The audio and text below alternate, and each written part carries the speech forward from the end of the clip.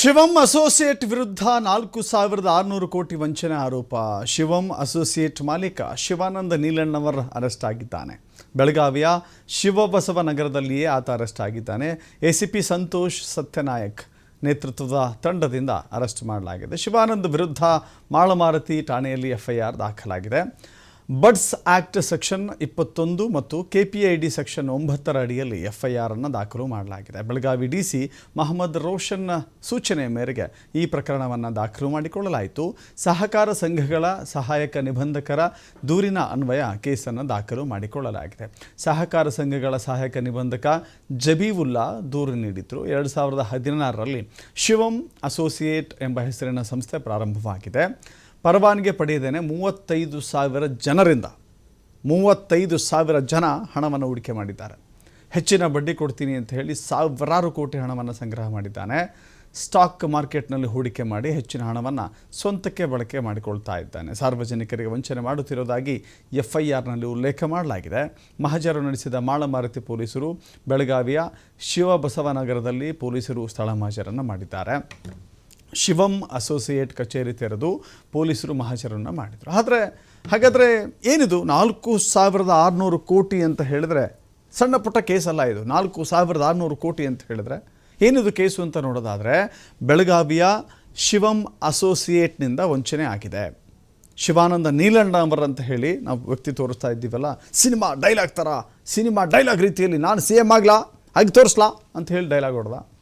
CM ಆಗೋದು ಹೋಗಲಿ, ಈಗ ಪೊಲೀಸ್ ಸ್ಟೇಷನಿಂದ ಆಚೆ ಬಂದರೆ ಸಾಕು, ಅಥವಾ ಪೊಲೀಸರಿಂದ ಆಚೆ ಬಂದರೆ ಸಾಕು. ಶಿವಾನಂದ ನೀಲಣ್ಣವರ್ ಅವರಿಗೆ ಸೇರಿದಂಥ ಶಿವಂ ಅಸೋಸಿಯೇಟ್ಸ್ ಹೆಚ್ಚಿನ ಬಡ್ಡಿ ಕೊಡ್ತೀನಿ ಅಂತ 45,000 ಅಥವಾ 35,000 ಜನ ಹಣ ಕೊಟ್ಟಿದ್ದಾರೆ. ಎಷ್ಟು? 4,600 ಕೋಟಿ ರೂಪಾಯಿ. ಮಾಜಿ ಸೈನಿಕರು, ಸಾರ್ವಜನಿಕರು, ರೈತರು, ಸಣ್ಣ ಪುಟ್ಟ ವ್ಯಾಪಾರಿಗಳು, ಬೀದಿ ಬದಿ ವ್ಯಾಪಾರಿಗಳು, ಸರ್ಕಾರಿ ನೌಕರರು, ಸರ್ಕಾರಿ ನೌಕರರು, ಹೀಗೆ ಅನೇಕರು ಕೊಟ್ಟಿದ್ದಾರೆ. ಕನಿಷ್ಠ 50,000 ರೂಪಾಯಿದಿಂದ ಹಿಡ್ಕೊಂಡು 50 ಲಕ್ಷದವರೆಗೆ ಹಣ ಕೊಟ್ಟಿದ್ದಾರೆ. 50,000ದಿಂದ 50 ಲಕ್ಷ ಹಣ ಹೂಡಿಕೆ ಮಾಡಿದ್ದಾರೆ. ಬಾಂಡ್ ಪೇಪರ್ನಲ್ಲಿ ಕೈ ಸಾಲ ಅಂತ ಹಣ ಪಡಿತಾ ಇದ್ರದ್ದು ಬೆಳಕಿಗೆ ಬಂದಿದೆ. ಹೀಗೆ ಪಡೆದ ಹಣ ಷೇರು ಮಾರುಕಟ್ಟೆಯಲ್ಲಿ ಹೂಡಿಕೆ ಆಗುತ್ತೆ. ನಂತರ ಕೇವಲ PUCವರೆಗೆ ಓದಿದ್ದಾನೆ.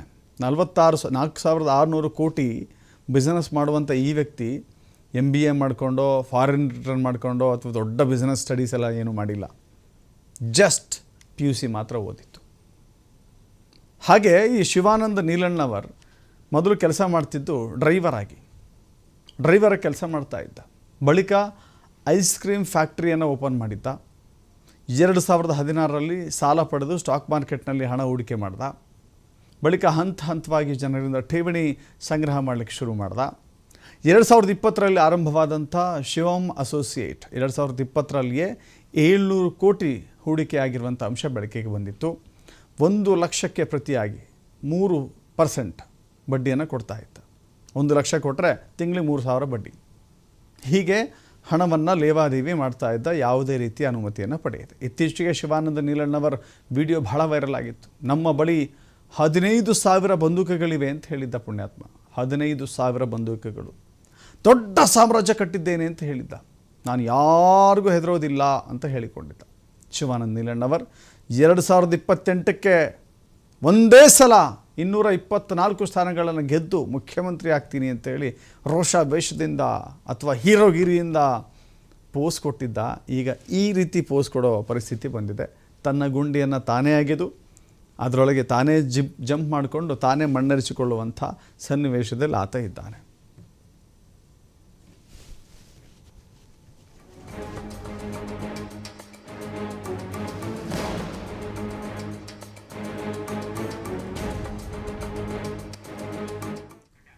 ಬೆಳಗಾವಿಯಲ್ಲಿ ಸಾವಿರಾರು ಕೋಟಿ ದುರುಪಯೋಗ ಪ್ರಕರಣಕ್ಕೆ ಸಂಬಂಧಪಟ್ಟಂತೆ ಶಿವಾನಂದ ನೀಲಣ್ಣವರಿಂದ ಠೇವಣಿ ಹಣ ದುರುಪಯೋಗ ಆರೋಪ ಇದೆಯಲ್ಲ, ಬೆಳಗಾವಿ ಜಿಲ್ಲಾಧಿಕಾರಿಗಳು ಮತ್ತು ಬೆಳಗಾವಿಯ ಕಮಿಷನರ್ ಪ್ರತಿಕ್ರಿಯೆ ಕೊಟ್ಟಿದ್ದಾರೆ. ಶಿವಂ ಅಸೋಸಿಯೇಟ್ನಲ್ಲಿ ಹೂಡಿಕೆ ಮಾಡಿದವರ ರಕ್ಷಣೆಗೆ ನಾವಿದ್ದೇವೆ ಎನ್ನುವ ಅಭಯ ನೀಡಿದ್ದಾರೆ. ಸಾರ್ವಜನಿಕರಿಗೆ, ಠೇವಣಿದಾರರಿಗೆ ಪಾರದರ್ಶಕತೆ ಇರೋದಕ್ಕಾಗಿ 1 ತಿಂಗಳ ಹಿಂದೆ ಬಡ್ಸ್ ಕಾಯ್ದೆಯಡಿ ಸೆಲ್ ಆರಂಭ ಮಾಡಿದ್ದೇವೆ. ಕಾನೂನು ಬಾಹಿರ ಚಟುವಟಿಕೆಗಳ ಮೇಲೆ ನಿಗಾ ಇಟ್ಟಿದ್ದೇವೆ. ಕಳೆದ 2 ತಿಂಗಳುಗಳಿಂದ ಶಿವಂ ಅಸೋಸಿಯೇಟ್ ಬಗ್ಗೆ ತನಿಖೆ ಮಾಡ್ತಾ ಇದ್ದೇವೆ. ಬೆಳಗಾವಿ ನಗರದಲ್ಲಿ 4 ಕಡೆ ದಾಳಿ ನಡೆಸಿ ಪರಿಶೀಲನೆ ಮಾಡಿದ್ದಾರೆ. KPID ಕಾಯ್ದೆಯಡಿ ಬರ್ಡ್ಸ್ ಆ್ಯಕ್ಟ್ನಲ್ಲಿ ಕೇಸ್ ದಾಖಲಿಸಿದ್ದೇವೆ. ನನ್ನ ಆದೇಶದ ಮೇರೆಗೆ AC ನೇತೃತ್ವದಲ್ಲಿ ತನಿಖೆ ಮಾಡ್ತಾ ಇದ್ದೇವೆ. ದಾಳಿ ವೇಳೆ ಹಣಕಾಸಿನ ವಹಿವಾಟು, ಠೇವಣಿದಾರರ ಪಟ್ಟಿ ಲಭ್ಯವಾಗಿದೆ. ಈ ಹೂಡಿಕೆ ಬಗ್ಗೆ ಯಾವುದೇ ರೀತಿಯ ಅನುಮತಿಯನ್ನು ಪಡೆದ ದಾಖಲೆಗಳನ್ನು ಒದಗಿಸಿಲ್ಲ. ಪ್ರಾಥಮಿಕ ತನಿಖೆಯಲ್ಲಿ 35,000 ಜನ ಹಣ ಹೂಡಿಕೆ ಮಾಡಿದ್ದಾರೆ. ಇದರಲ್ಲಿ ಪ್ರಾಥಮಿಕವಾಗಿ 50 ಕೋಟಿ ಹೂಡಿಕೆ ಮಾಡುವಂಥ ಅಥವಾ 50 ಕೋಟಿಗೂ ಮೀರಿ ಹಣ ಹೂಡಿಕೆ ಆಗಿದೆ. ಈ ಪ್ರಕರಣವನ್ನು ನಾವು CIDಗೆ ವರ್ಗಾವಣೆ ಮಾಡ್ತಾ ಇದ್ದೇವೆ ಅನ್ನೋದನ್ನು ತಿಳಿಸಿದ್ದಾರೆ. 35,000 ಜನ ಅಂತ ನಾವು ಏನು ಹೇಳ್ತಾ ಇದ್ವಿ, ಪ್ರತಿಯೊಬ್ಬರಿಂದ ಇವರ ಅಡ್ವರ್ಟೈಸ್ಮೆಂಟ್ ಪ್ರಕಾರ ಮಿನಿಮಮ್ ನನಗೆ 1 ಲಕ್ಷ ತಾವು ಹ್ಯಾಂಡ್ ಲೋನ್ ಕೊಡಬೇಕು, ಠೇವಣಿ ಇಡಬೇಕು ಅಂತ ಹೇಳಿ ಏನು ಹೇಳ್ತಾರೆ, ಇದರದ್ದು ಕ್ವಾಂಟಮ್ 50 ಕೋಟಿ ಮೀರಿ ಹೋಗುತ್ತೆ. ಅದು ಎಷ್ಟು ಹೋಗುತ್ತೆ ಅಂತ ನಾನು ಈಗ ಹೇಳಲ್ಲ, ಬಟ್ 50 ಕೋಟಿ ಮೀರಿ ಹೋಗುತ್ತೆ. 50 ಕೋಟಿ ಮೀರಿ ಹೋದ ನಂತರ ಪೊಲೀಸ್ ಇಲಾಖೆಯವರು, ನಮ್ಮ ಪೊಲೀಸ್ ಆಯುಕ್ತರು ಒಂದು ಡೆಸಿಷನ್ ತಗೊಂಡು ಇದು ಬಹುಶಃ ಅವರು CID ಅವರಿಗೆ ಹ್ಯಾಂಡ್ ಓವರ್ ಮಾಡ್ತಾರೆ. ಅನ್ರೆಗ್ಯುಲೇಟೆಡ್ ಪಾನ್ಜಿ ಸ್ಕೀಮ್ಸ್ ಇದ್ದಾವೆ. ನಾವು ಮಾಧ್ಯಮದಲ್ಲಿ ನಾನಿರಲಿ, ನನ್ನ CP ರವರಿರಲಿ, SP ರವರಿರಲಿ, ನಾವು ಸರಿಸುಮಾರು 1000 ಸತಿ ಹೇಳಿದ್ವಿ, ಈ ಜಾಸ್ತಿ ಇಂಟ್ರೆಸ್ಟಿಗೆ ತಾವು ಟೆಂಪ್ಟ್ ಆಗಿಬಿಟ್ಟು ನಮಗೆ ನೀವು 1000 ರೂಪಾಯಿ ಕೊಟ್ಟಿದ್ದೀರಂದರೆ 2,000 ಸಿಗುತ್ತೆ, 3,000 ಸಿಗುತ್ತೆ ಅಂತ ಯಾರು ಹೇಳ್ತಾರೆ, ಇವೆಲ್ಲ ಫ್ರಾಡ್. ಅವ್ರ ಕ್ವಾಲಿಫಿಕೇಷನ್ ಕೇಳಿದ್ದೀವಿ, ಎಲ್ಲಿ MBA ಆಗಿದ್ದಾರೆ, MBA ಫೈನಾನ್ಸ್ ಆಗಿದ್ದಾರೆ, ಬಹಳ ಮಾರ್ಕೆಟ್ದು ಉನ್ನತ ನಾಲೆಜ್ ಇದೆ ಅಂತ. ಕ್ವಾಲಿಫಿಕೇಷನ್ ಕೇಳಿದಾಗ ಅವರು ಹೇಳ್ತಾರೆ PUC ಆಗಿದ್ದಾನೆ ಅಂತ. ಸೊ ಸ್ಟಾಕ್ ಮಾರ್ಕೆಟ್ನಲ್ಲಿ ಕೂಡ ನಿಮಗೆ ಇನ್ವೆಸ್ಟ್ ಮಾಡಬೇಕಾದ್ರೆ ಸ್ವಲ್ಪ ಅಂಡರ್ಸ್ಟ್ಯಾಂಡಿಂಗ್ ಇರಬೇಕು. ಸೊ ಆಮೇಲೆ ಅವನು ಹೇಳ್ತಾನೆ ಅವನು FMCG, fisheries, real estates, social service ಇಲ್ಲಿ ಎಲ್ಲ ಇನ್ವೆಸ್ಟ್ಮೆಂಟ್ ಮಾಡಿದ್ದಾನೆ ಅಂತ. ಸೊ ಈಗ ನಮಗೆ ಎಕ್ಸ್ಪರ್ಟ್ದು ಕೂಡ ಅವಶ್ಯಕತೆ ಬೇಕಾಗುತ್ತದೆ, ಯಾಕಂದರೆ ಆ ಬ್ಯಾಲೆನ್ಸ್ ಶೀಟ್ಸ್ ಇವೆ. ಇವನು ಕೆಲವು ಇನ್ವೆಸ್ಟ್ಮೆಂಟ್ ಸ್ಟಾಕ್ ಮಾರ್ಕೆಟ್ನಲ್ಲಿ ಕೂಡ ಮಾಡಿದ್ದಾನೆ. DC ಅವರು ಹೇಳ್ದಂಗೆ ಈಗಾಗಲೇ ನಾವು ಯಾವಾಗ ಮಾತಾಡ್ತಾ ಇದ್ದೀವಿ, ಈಗಾಗಲೇ ಎಲ್ಲ ಕರೆಸ್ಪಾಂಡೆನ್ಸ್ಗಳು ಶುರು ಆಗಿದೆ. ನಮ್ಮ ಡಿಪಾಸಿಟರ್ಸ್ದು ಏನು ಠೇವಣಿ ಇದೆ ಅದು ಕಾಪಾಡೋಕ್ಕೆ ನಾವು ಹೆಚ್ಚಿನ ಪ್ರಯತ್ನ ಮಾಡ್ತಾ ಇದ್ದೀವಿ. ಹೌದು, ಅದು ಕೂಡ ದಟ್ ವಾಸ್ ದ ಟ್ರಿಗರ್. ಈ ಸಂಘಟನೆಯಿಂದ ನಾವು ಹೋಗೋದು ಕಾರಣನೇ ಅದಿತ್ತು.